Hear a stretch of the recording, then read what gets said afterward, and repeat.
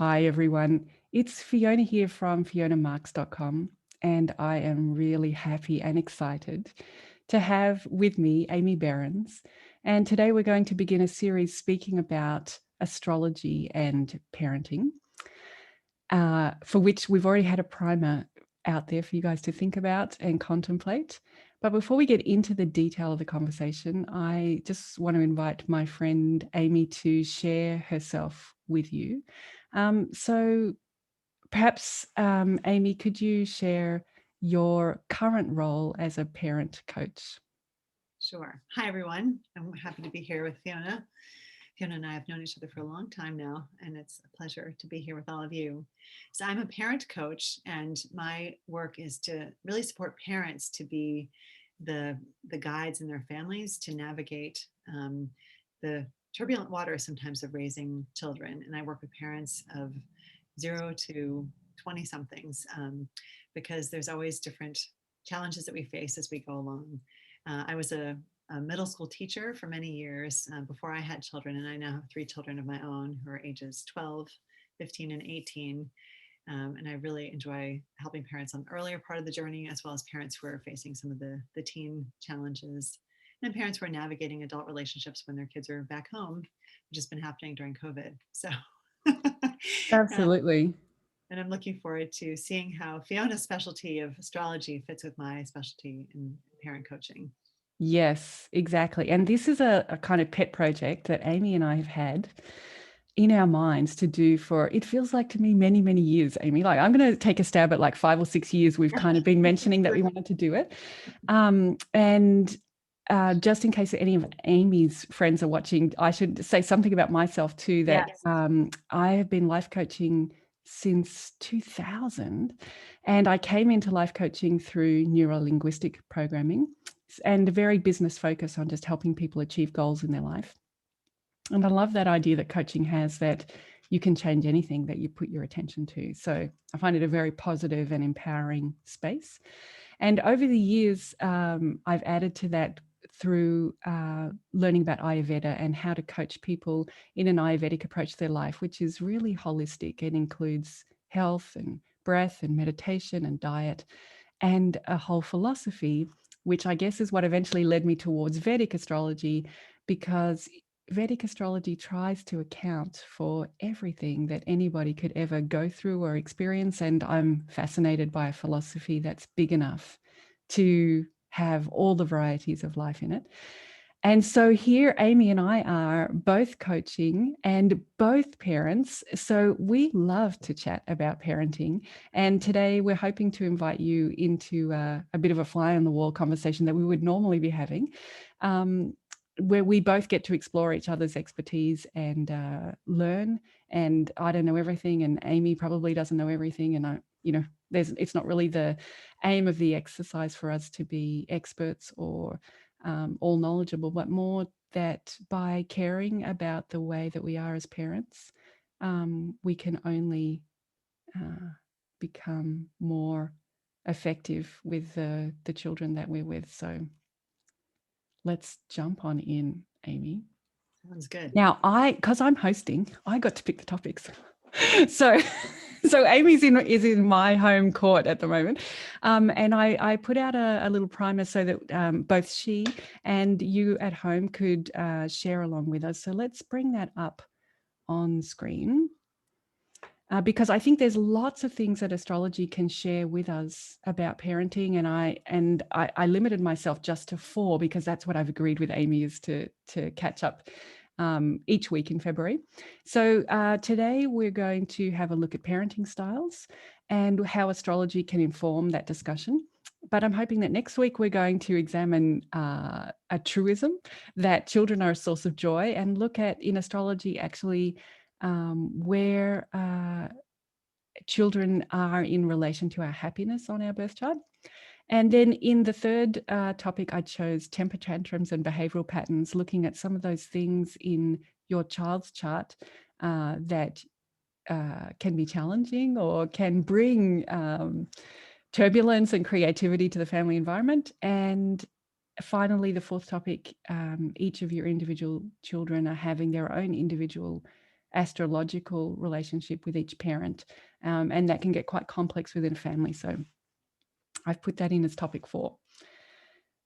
And today, let's have a look at parenting styles, because is this something that you see, Amy, that it's natural that as parents, we have our own innate approach that comes from somewhere, and that in a partnership with a co-parent, that can cause creative tension sometimes. And then, of course, our children can respond differently to that. But do you notice that when you're working with parents that people tend to have naturally different styles? Absolutely. And I think that all of us have sort of a nature orientation and how we come into the world. And then the way that we were nurtured can either, bring more of that out, or it can also adjust some of that. So I think learning what your inclinations are is really important. And then also recognizing that each of your children comes into the world with their own inclinations, and that how you're nurturing them is going to help guide them. But I think we all have, I think, sort of an internal way of being that Mm, lasts throughout life. And then we learn how to, like, how that resonates with other people. And I liked what you said about creative tension, because I think that is one of the joys of parenting, is that you're in this creative tension with your children, and it can feel more like tension at times and not so so creative. But if we can really shift, like, one of the things I often talk about with my clients is turning those moments of conflict into moments of opportunity for connection, because there's awareness. And I think asking oneself, like, how am I being called to expand my view, or how am I being called to be either more myself, or maybe to adjust myself in some way. I think that is how we grow. And so if we can see ourselves as growing as we're also engaging and helping our children grow, that can help it be more of an exciting experience, as opposed to a burden we have to get through. yeah, I also find that helpful myself as a parent. Always when I feel like I'm at least on the front foot or in some way having a positive impact, it helps me get through a lot. So I like that approach too. So where this came about for me was when I first started studying astrology way back, like in the first week or the second week of my very first unit, was this fundamental idea in Vedic astrology that some planets are what they call benefic and some are what are called in Vedic astrology malefic. And one of the things with Vedic astrology is one needs to take a breath with the kind of language that is used around words, that I think in our culture we've moved towards very positive language. But Vedic astrology is based on these ancient texts, and the words are just as they came out at the time. And so, not to be scared or take offense at any of these words, but the idea is that some planets in our lives are there to support us and are always cheering us on. And no matter what we do, they're there to lend a helping hand and put themselves at our disposal for our means and success. Whereas other planets are just by their nature challenging to what we want to achieve and can create inside of us doubts that we're even capable of that. But really, they're doing that as a way of for us to find our courage and the depth of our convictions, and for us to know ourselves and build confidence. So these two distinct approaches, and I just found that really, I don't know, it was the first time I'd kind of heard it, and the first time that I'd thought about, well, I guess it's a yin and yang thing, isn't it? Mm. That these life energies are not good or bad, but it is true that in life there's yin things, and then it's true that in life there's yang things, and not to be afraid of that or try to change that. Have you come across that? How do you feel? How do you Well, relate to I'm that? thinking about that movie Inside Out, that Yeah, talks about how, like, joy was part of sadness, and yeah, and yes. anger as part of, like, and the fear. And just that one of the ways that life works is that there are these opposite um, interactions. I mean, I think even if you go back to biblical stories, if you are of that mind, just looking at, like, the contrasts that are there. like we all have these impulses that are termed as being more earthly, and Yes. that are more heavenly, and that are of like darker forces. I mean, I think like fairy tales all have like this, like the desire for good versus the desire to be destructive in a sense. And I think as a parent, like I haven't, when I was a teacher, I felt like I was a very patient person. Mm. And I think as a parent, I had to explore my dark side in a sense more, because I was pushed to my limit, because you're tired.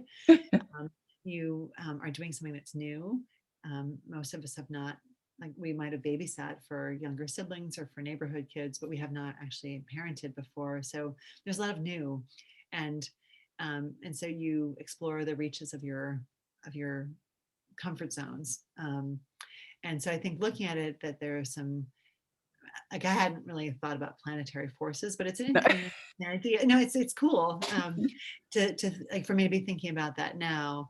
Um, and I think like looking back, I have like having had three children, like I think with my second and third one, I was more willing to look at my child's point of view. Whereas my first child, I was using more of my own parenting experiences, where I was more directed as to like what was like, you're obedient and you're supposed to do what you're supposed to do. And my first child is very different from me. And so I was really pushed to have to think about how things might be from her perspective in order to figure out how to parent her more effectively, rather than just trying to imprint what I thought was the right thing. And I think also I was more aware that you cannot control another person. Sorry about that. You can only control yourself, and so Mm. you have to let go in this way and allow for like this other person to interact with you, whether it's a parenting partner in your life or a child. And I think that recognizing that we're all having our own experience, and like I'm having my experience as a parent and you're having your experience as a child, and how can we work together? At the same time, as parents, we are responsible for guiding them and teaching them right from wrong, teaching them like this is the way we do things. Like we just aren't going to just leave them to figure it out. Like that's part of like the human experience, is that like the older generation passes down its wisdom to the younger generation to help it survive. Yep. There's so much there. Like, we've got so much to talk about, because I think like taking it back to those first things that you were saying about like our fairy tales. I had also grown up with those fairy tales, and they imply by default that kind of the kind parent is good, and that the evil, stepmother or whatever is a bad force in someone's life. And this is what I mean about the language of Vedic astrology, says benefic and malefic as well, but it's really putting out there that we need both, and that sometimes we learn the most from those challenging situations. And so I think that this was part of the mold that it was broken for me in studying astrology, is embracing that evil stepmother, or those those things that parents do that they're basically saying no. Because it's great when you're a kid and your parents say yes, that's fantastic. But when your parents are saying no, obviously that from their perspective seems more on the malefic side. You're leaning towards that evil character in their world. But taken too far, that kindness actually prevents a child from knowing what they're capable of, doesn't it? When you Right. indulge too much, or you rescue too much, or you make everything too easy or easy, it just Mhm. doesn't allow the person to test their own strength, their own Exactly. mettle. Yeah. But interestingly, a client of mine yesterday was just saying that her husband is coming to terms with having had a mother who was so worried about making life easy and good for her. And I don't know, easy so much, but she just wanted it to be good. And she wanted him to be good, that she did a lot for him. And as an adult, he's now realizing the frustration of like, what could I have been if I were allowed to figure things out for myself? And so he's now, doing some personal work as an adult. But just it's very interesting how I think we can feel like we're loving and guiding. But if we are either too controlling, or we're not controlling, or we're just like letting a free for all. Actually, you're making me think of, like, there's the model of like authoritative parenting is what we're going for, where we are an authority, but we also are flexible. And instead of authoritarian, which is like pure, you will do what I say, or permissive, which is you can do whatever you want, and that we're going for that middle ground. And I think another way of thinking about this that comes from Dan Siegel and Tina Payne Bryson is that there's these shores of rigidity and chaos, and in the center is the integration. And that's what we're Mm. trying to do with our like, and we're normally we're going to swing just like a boat would swing over to the side of rigidity, and then we might swing to chaos.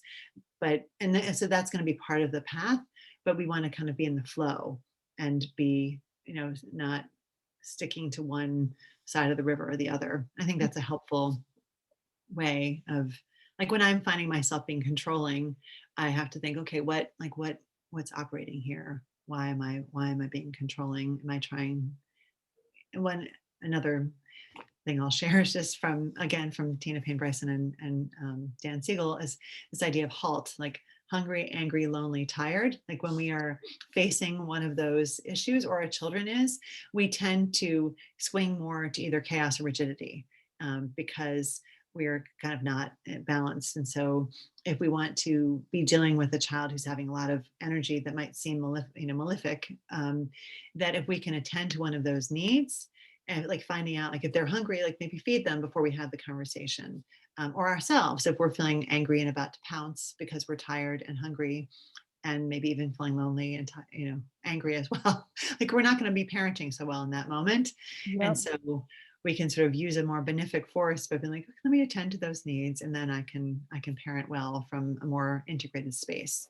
Yeah, it's really interesting, isn't it? Because it's our relationship with ourself as well um, that can give this innate parenting style that we have. Is that perhaps we've learned, like, either we can rebel against the way that our parents raised us, and therefore I'm going to innately parent the opposite to whatever that was, or it can be that I've learned with myself that the best thing is I need to be firm with myself, or I need to be, as you were saying, permissive, like, because of our own personal relationship with ourself and challenges, we can take on a stance towards ourself. But then that doesn't necessarily suit the children. So a couple of more things that I want to pick up on and see if we have time to talk about is that what I noticed when I became a parent was this amazing, I don't know, balance or design of having a co-parent, that it Yes. takes two pieces of genetic material to make a child, and kind of embedded in that is this sense that there's going to be these two adults who are raising that child. Now, obviously, it doesn't always work out like that. There are lots of variations of that. There are lots of different ways that children come into the world, and the families that they have. But speaking of that, just generic genetic exchange creating, I really noticed that my child, especially in those younger years, was really absorbing from those adults around her, how to be and who she was, and it just seemed a very yin yang by design thing that you have this co-parent who generally plays the other role to your parenting style. I mean, so if we take this malefic benefic thing, we could sort of simplify it down to good cop, bad cop. Not that it's really that simple, but that one parent might do more of the disciplining and one parent might do more of the nurturing.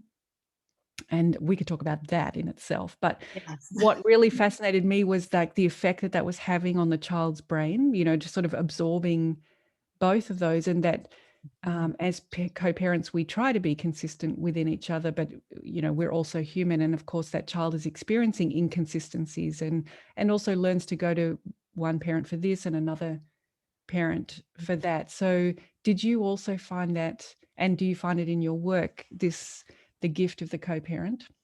Definitely. And I think, like, one of the reasons people come to me sometimes is that they feel like either they're tired of being the bad cop, Yeah. or they think their partner is the bad cop and they don't want to, they want to soften the bad cop. Like those are two reasons that people will come to me. Yeah. Um, and so helping them to both grow, I think, well, one of the ways I think through that is to say, what are our shared values for what we want to be teaching our children? And then looking at the fact that there's different ways, like different how of how you're going to get there. And so if we, like you can get there like through more of a good cop way or a bad cop way, and you might get to the same result. But um, if there's tension and fighting because like one person doesn't agree with the way the other person's doing it, again, one person's blaming the other person, like then you sort of disintegrate away from like a more integrated way of being. So I think ideally recognizing that there are going to be some situations where you might need the other parent's firmness to help. Like let's say one parent is really good at setting expectations and holding to them and can handle children's resistance to being told what to do, because all children resist, like hit like a time where they don't like the word no, and they say it a lot themselves, and then they also react strongly. That's another thing people come to me for. And so you have to weather the storm a bit and have them learn like that they're going to survive not getting what they wanted.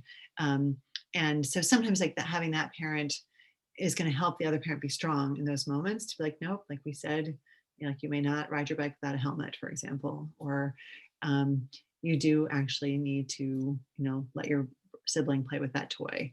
um, and at the same time, then the other parent can sometimes say, well, like let's not just say it's my way or the highway to our child.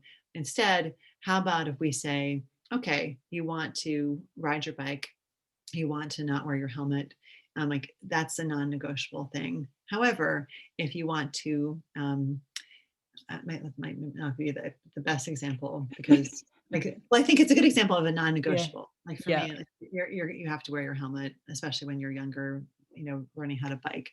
Um, and so that's where like the parent who is more strong is going to be helpful, because the other one might be like having a hard time with the tears and the crying, and I would just want to ride my bike.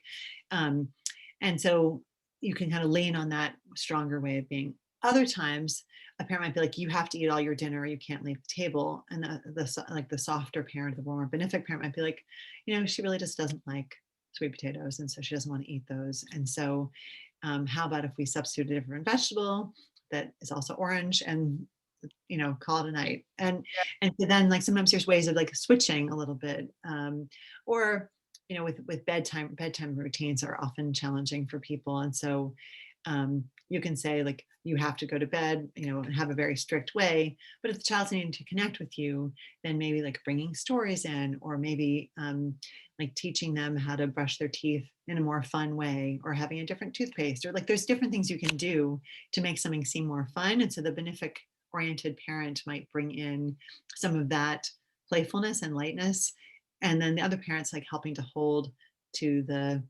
some of the needs. Ideally, we want to learn from the other parent and sort of integrate some of those ways of being into our own over time.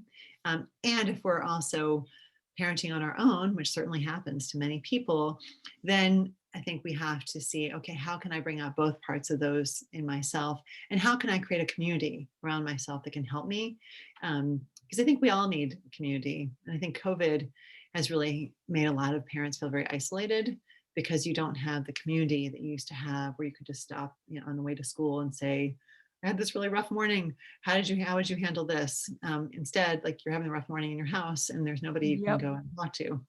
So I think it's really magnified the need for community and connection. I feel like I'm going off a little bit from your original No, question. no, no. I mean, actually, I think that's where I wanted to go next, was to just acknowledge that having a child made me value this co-parent or this partner that I've had by my side as an adult all this time. But suddenly, when we became parents, you know, this value of this other person. But of course, that also makes me wonder how I would ever be able to do that if I was the main parent, Mhm. and what a challenge that is. And you know, I just bow down to people experiencing that, because to try to be the yin and the yang all in one person is a very, evolved. Mhm. Yeah, and it's a big call. So I have nothing to add other than awe, amazement. I think I was just coaching before this call, a couple, or one person and a couple who have split, and so one of the things that she is dealing with is having very different beliefs on certain, like on video time, for Yeah. example, and on communication. And so one of the things we were talking about is like, what are some common values that you want to have? And like the three we came up with, like safety, respect, and collaboration. And so if you can have like, those are the things that are really important that we want to create for our children. The way we might do it might be different, but we're gonna make sure that our children are safe, because like that's a core thing for trust, for everything. And then we have to see our children for who they are. So we're going to have respect as being something that we're both really valuing. And then collaboration, we're going to work with our children. And if you can have those, like those values, those core values established. And so then even when she's parenting on her own for half of the week, she can be holding those shared values, but just doing it in her way. Mm, And that can help one navigate. And I think she's also happy to be getting some support from me, and then also from some of her friends as she's figuring this out to do it on her own. But yep. like, so it's been highlighting some of that challenge of how do you have that yin and yang simultaneously. And then I think the other thing is I think all of us need a break sometime. And so how, if you're parenting, if you're solo parenting, how do you build in some breaks? Like maybe by having somebody else come and take care of the children, or making sure you're taking good care of yourself. Because I think when we take care of ourselves, we can be softer between being like only malefic or only benefic in our approach. Whereas if we are, I think, exhausted, we tend to cling to the core way much more tightly. Yes, yes, yes. It's going back to that Jung thing that, when we're really pushed, we actually end up going to our shadow rather than Yeah. to our Yes. light. Yeah, which is unfortunate. Yeah, Yes. yeah. But then I think this also, like, I love chatting with you because I can really hear how practical parent coaching is, that it's really taking experience problems, that are happening right now, and finding solutions that are practical that can be implemented this week. So I love that. And it's also making me reflect on that. Another thing that came for me in this, the fundamental idea that we're talking about, that life has both black and white in it, Mhm. is that as a parent, to cut oneself slack and know that there's going to be suffering, there's going to be pain in your child's life, Yes. and not that you should therefore inflict pain on your child at all. It's not that kind of get out of jail card, but it's that we there's only so much that we can control as a parent, and that life has a way of happening, and things happen, whether it's between the couple or like COVID or a million other things that we all know happen during childhood, and that as a parent we might love to prevent or make sure Right. that our children never face that. But that is how life is, that it has this black and white and lots of gray in it as well. And that also includes the way we parent, that we are part of our child's experience of black and white and gray. And although we would love to only have a positive influence, and that's what we're trying to do, and we try to be as awake as possible to that, there are karmas that our child is here to experience as well. I think I love what you're saying. And I feel like that's one of the um, challenges, I think, is how do we accustom our child to adversity in a sense, and just to recognize that adversity it's sort of like the way we grow. Just like, you sharpen a knife, on a rough surface. Fire is used to meld metal. Like it's just like how life works. And so I think mindfulness is one of the, I bring some of that sometimes into the coaching, because I think being aware that, okay, like my child is having a hard time and I don't need to solve that hard time. I mean, I can accompany, but I don't need to control or direct entirely. And so, if your 2-year-old is stamping up and down because they can't open like some container that they're playing with and they're, freaking out, like it might be tempting to open up the container and just like solve the darn problem. But instead, like you can be like, oh, like you're having such a hard time. You want that, to open. Let's see if there's a different way. Have you tried prying it open and then handing them a tool so they could try prying the thing open? And so letting them have the struggle so that they can have that feeling of thrill and delight when they achieve it. And I think if we can shift, like if we can kind of hold back our desire to just make it all easy, and then also sometimes to say like, you are really frustrated. Do you want me just to open that for you? And sometimes they're going to hand it to you and you just open it for them. So Yep. like allowing sometimes like you reach the end of your rope, because who doesn't want to be saved sometimes from like a really Yeah. like a computer problem for me? Like if I'm just, if my husband can come in, help me figure that out. Like I might have struggled for a while, but I just don't know what to do. So like Yeah. recognizing sometimes, or if a child's, solving a math problem, sometimes they need to be shown how to do that problem. You might let them struggle for a little while, but I think that's that balance piece, is allowing for the struggle and helping them to say, okay, like what do you have at your disposal? I'm thinking my daughter making a drawing and she would be like, I'm just going to tear it up. When she was like, couldn't make like a face look perfect or something. And so I would just say, well, like you can tear it if you want, or why don't you like go like wash your hands or go to the bathroom or something just to kind of step away and then come back and see if you see it differently. And sometimes she would just go ahead and tear it up and then Yep. end up taping it back together, maybe, or maybe we throw it away and start again. Like, and Yep. other times she would step away and the key was for me not to try to intervene Yeah. because she often would come back and try and fix it. But I had to not let my discomfort with her discomfort overwhelm me. Yeah. And that's really where it's at, isn't it? That we're also experiencing our own energies or astrology or whatever word we want to use for that, that we're having our own reactions inside ourselves, and how can we parent those reactions Yes. well, so that on the outside where we're interacting with other people, including our children, we're not reacting and causing damage.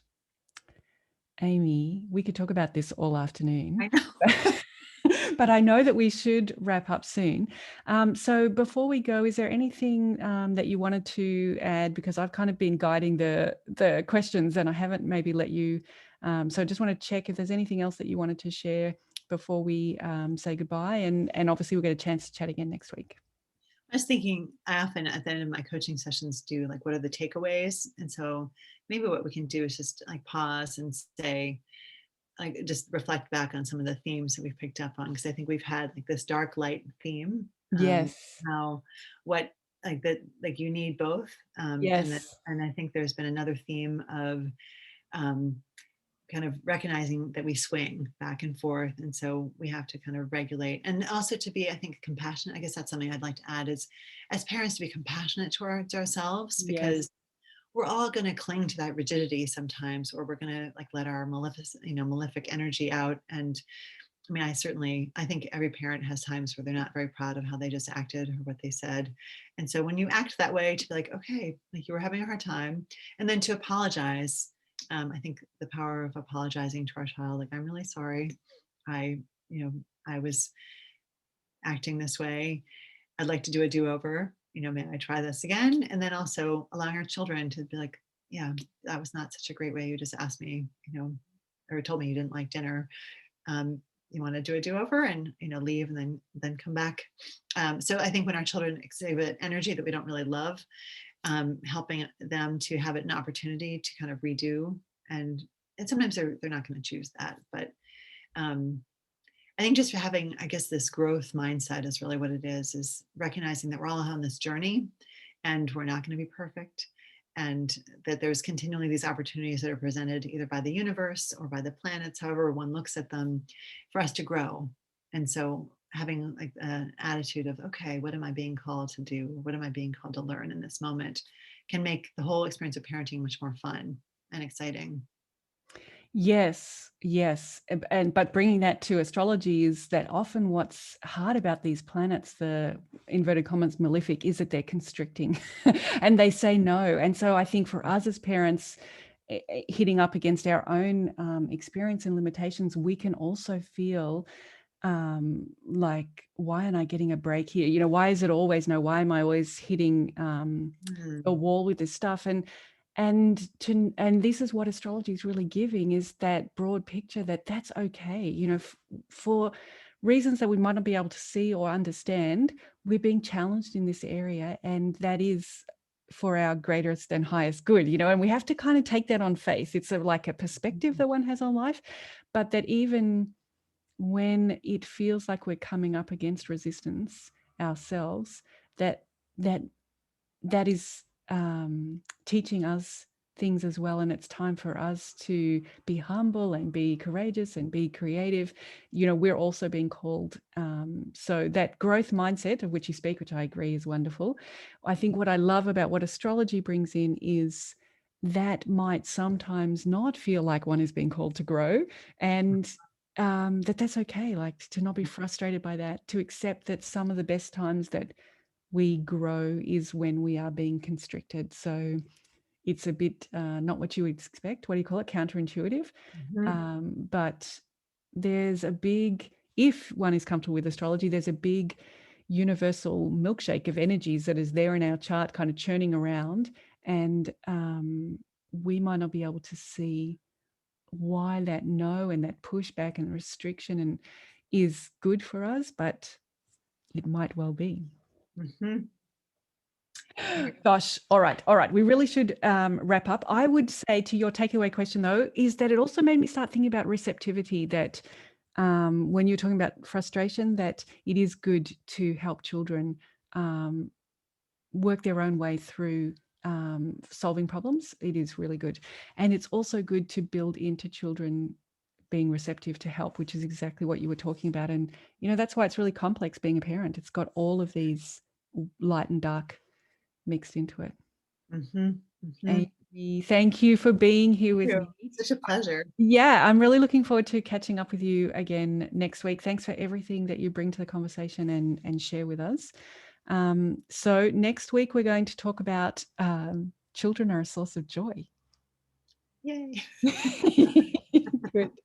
All right. Thanks so much, Amy, and everyone out there. Stay well, and we'll see you next week. Thanks. Bye. Bye.